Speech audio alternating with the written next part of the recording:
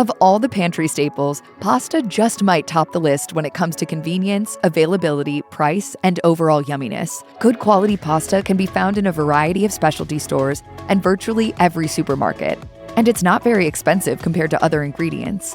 There are also a ton of different pasta recipes, from creamy avocado and bacon pasta, to spicy ramen, to chicken noodle soup, to peanutty soba. This endlessly versatile starch shows up in kitchens across the world, being whipped up into meals that are filling and delicious. Usually when people cook up a pot of pasta, leftovers are nowhere to be found. But on the occasion you do find yourself with some cold spaghetti, it can be repurposed into a frittata, or stuffed between layers of bread, or just reheated and enjoyed. You like sugar, huh? Is there sugar and syrup? Yes. Then yes! And when you've really got an excess of leftover pasta, or perhaps just trying to meal prep by making some in advance, you can seal it up tight and store it in the fridge. Sometimes, though, it can be hard to tell if refrigerated pasta is still good to eat. And what about fresh pasta or uncooked dry pasta in the pantry? Is there an easy way to tell if those varieties are past their prime?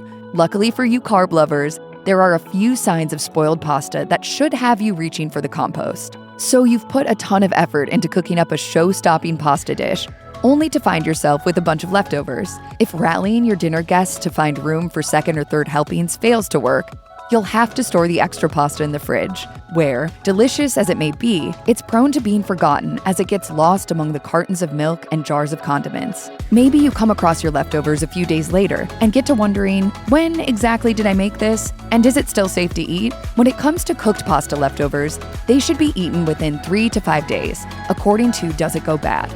Anytime before that window, and you should be good. But after that, be on the alert for spoilage. Any signs that indicate mold, such as a bad smell, brown, black, or white specks, or fuzziness, is an immediate no-go. When cooking at home, most people use dried pasta, but have you ever picked up fresh pasta for dinner?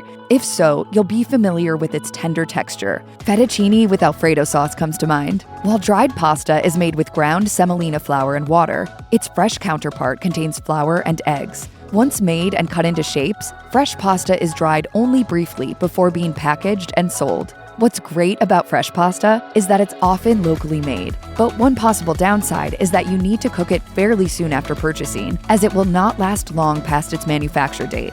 Fresh, uncooked pasta has a similar storage life to cooked pasta dishes, up to 3 days. Puttanesca. What did you call me? It's pasta. Pasta puttanesca? Where's the roast beef?